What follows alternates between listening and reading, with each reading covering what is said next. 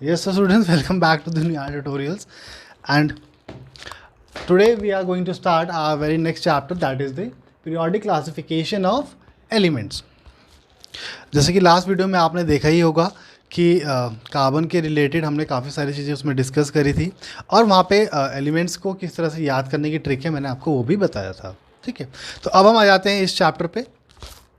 तो एलिमेंट सबसे पहले हमारे पास कितने होते हैं, तो पीरियोडिक क्लासिफिकेशन ऑफ एलिमेंट्स के अंदर जो पीरियोडिक टेबल है, एनसीईआरटी जब आपके सबके पास खुली होनी चाहिए, एनसीईआरटी में आप अपना पीरियोडिक टेबल ओपन करके रखिए और उसमें आपको कुछ डिफरेंट कलर्स दिख रहे होंगे, जैसे कि ग्रीन दिख रहा होगा, येलो दिख रहा होगा। तो वो जो अलग अलग कलर्स है वहाँ साइड में देखो आप ऊपर एक बना रखा है कि वेदर दे आर मेटल्स और नॉन मेटल्स, तो डिस्टिंग्विश करने के लिए वो ईजी रहे आपके लिए ही वो बना हुआ है। अब हम अपने चैप्टर पे आ जाते हैं। तो चैप्टर में जो एलिमेंट्स है, total number of element that we are having is 118। तो हमारे पास कितने एलिमेंट्स होते हैं? टोटल 118। अब देखो 118 एलिमेंट्स हमारे पास हैं, तो ऐसा क्यों नहीं हुआ कि अगर मैं 118 को छोटे अलग 10 करके भी अगर याद क्यों नहीं कराए गए छोटी क्लासेस से? 5th क्लास में 10 आ जाते, 6th क्लास में 10 आ जाते, 7th में भी 10 आ जाते या 20 आ जाते, तो इस तरह करते करते 12th तक के हमारे एलिमेंट्स हो जाते। तो अचानक से 118 एलिमेंट्स का पूरा से क्या चैप्टर बना के दे दिया है हमें 10th क्लास में एनसीईआरटी में। तो अगर किसी के माइंड में ये डाउट है तो ऐसा घबराने वाली बात नहीं है। इस चीज़ को आप अपने मन से निकाल दीजिए कि ऐसा कुछ है तो क्या है या ऐसा कुछ क्यों नहीं हुआ है।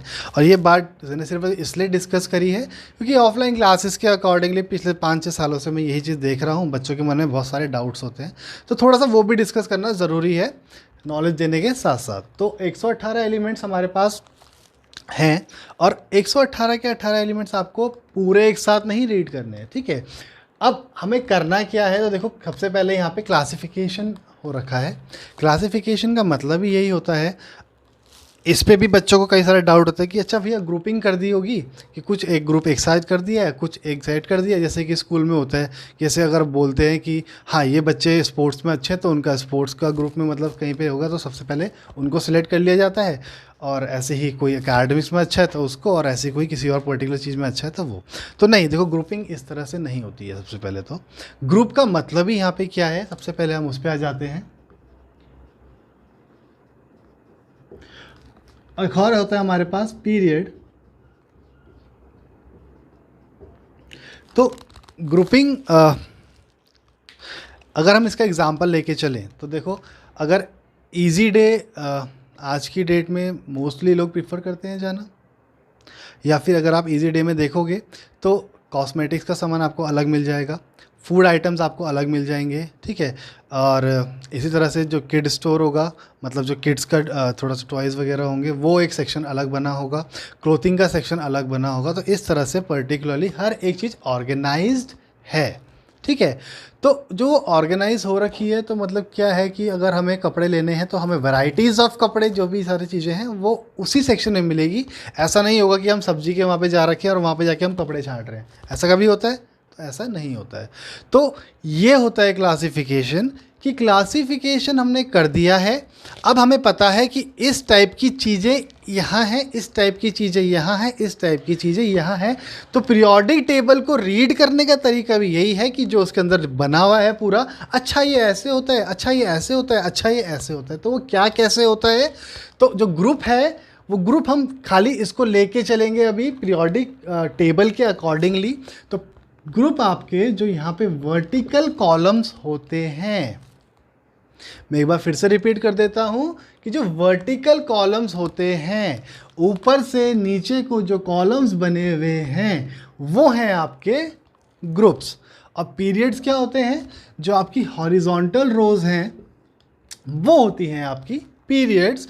अब इनको हम पढ़ेंगे कैसे, उस पे जाने से पहले आपको ये भी पता होना चाहिए कि how many groups and periods are there in a periodic table.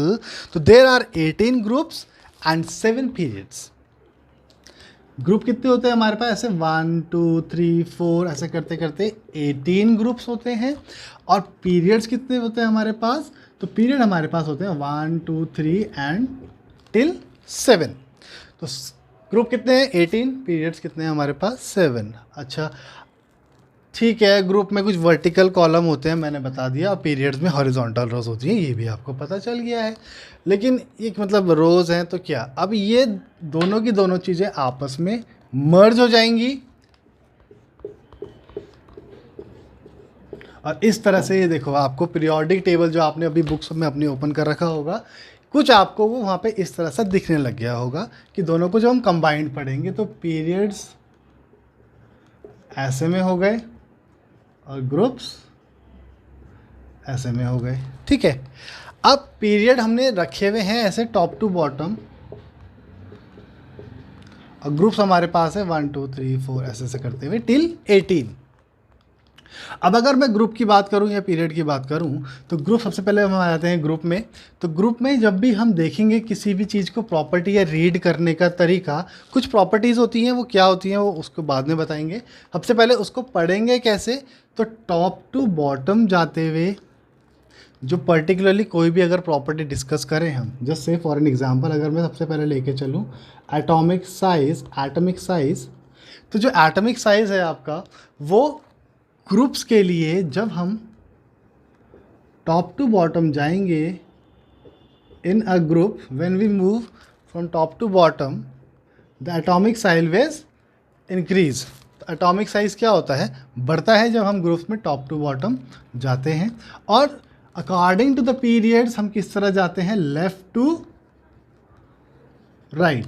तो पीरियड्स में हम कैसे जाएंगे, लेफ़्ट टू राइट, और पीरियड में जब हम लेफ़्ट टू राइट जाएंगे तो मतलब कि आपका जो एटॉमिक साइज होता है एलिमेंट्स का वो it decreases as we move from left to right, and when we move from top to bottom then the atomic size of a particular element will increase. So I hope that ये आपको clear हो गया होगा। तो groups हमारे पास आ गए हैं, periods हमारे पास आ गए हैं। क्लासिफिकेशन क्यों किया था, क्योंकि हमें एक प्रॉपर एक ऑर्डर चाहिए था, हमें एक प्रॉपर एक ऐसी दुकान में जाना हम लोग पसंद करेंगे जहाँ पे सब कुछ सिस्टमैटिक ऑर्डर में लगी हो, जिससे हमें भी सहूलियत हो चीज़ों को वहाँ पे करने के लिए। तो सेम यहाँ पे भी हो गया है। तो इसके बाद अब ठीक है, ग्रुप्स हमने पढ़ लिया है, ठीक है, पीरियड्स हमें पता है। तो यस तो डोबेनर्स ट्राइड सबसे पहले यहाँ पे हमारे पास आ जाएगा। ठीक है, what is the spelling of Dobereiner's, DOBEREINER।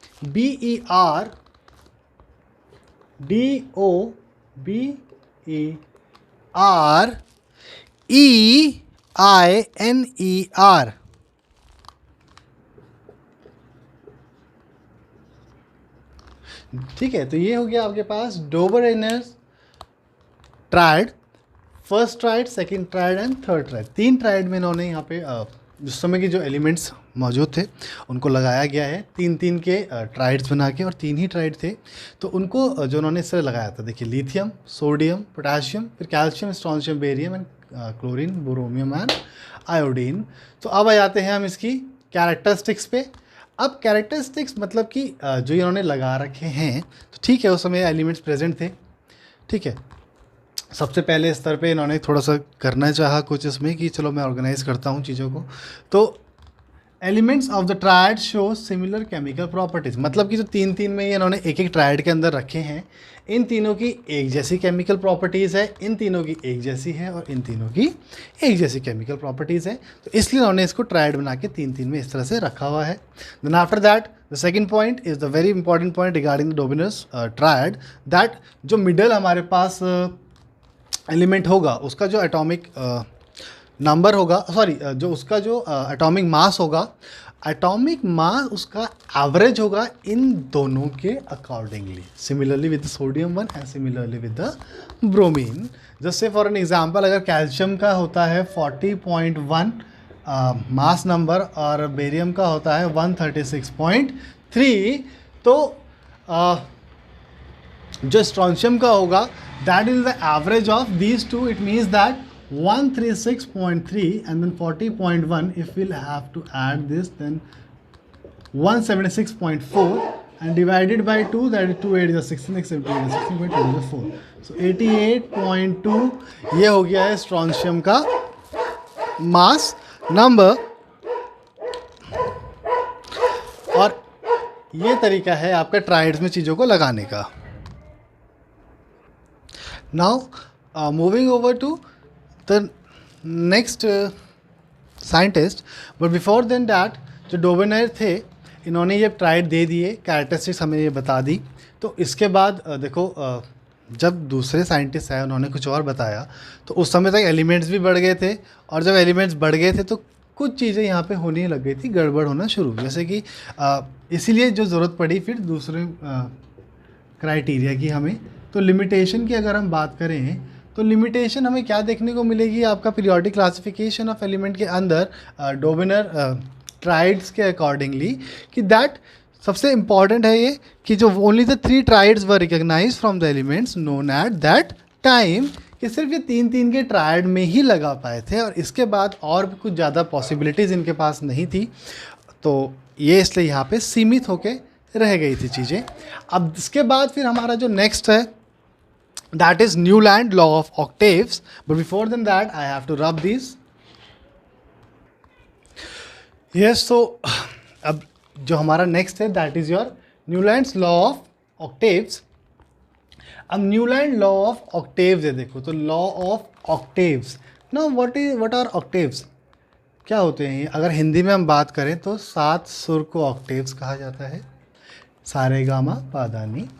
तो ऑक्टेव्स होते हैं डो रे मी फा सो ला टी, ठीक है, डो रे मी फा सो ला टी, इस तरह से ये आपके नोटेशंस होते हैं जो बाहर यूज़ होते हैं, ठीक है।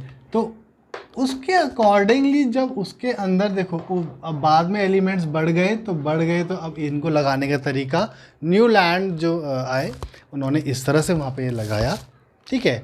और उन्होंने इसके लिए क्या क्राइटेरिया रखा है पुट करने का एलिमेंट्स को पर्टिकुलरली, तो it is based on the increasing atomic mass of the element, कि एटॉमिक जो मास है उसका जो बढ़ रहा है, मतलब इंक्रीजिंग एटॉमिक मास, उसके ऊपर ये पूरा का पूरा बेस्ड रहेगा।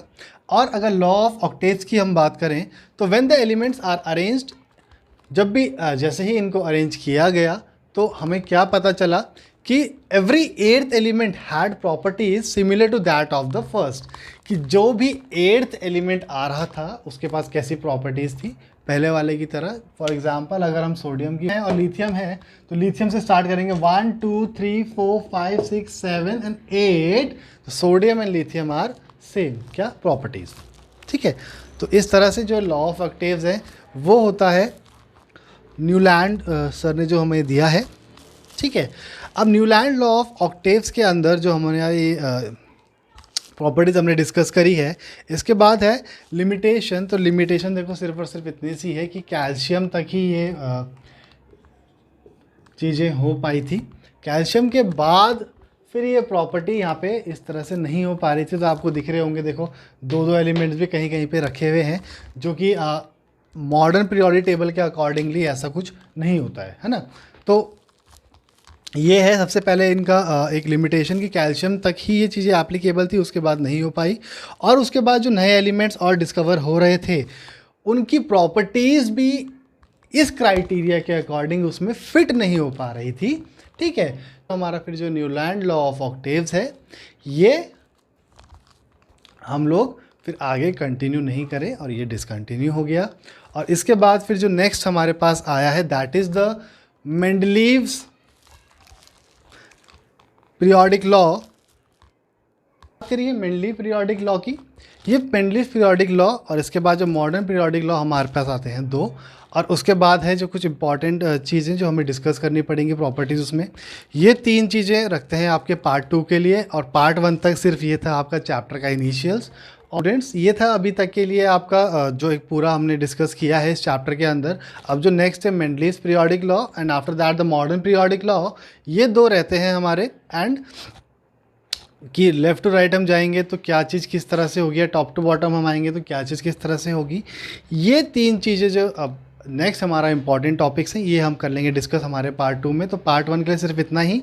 अब आपसे मिलते हैं हम नेक्स्ट वीडियो में।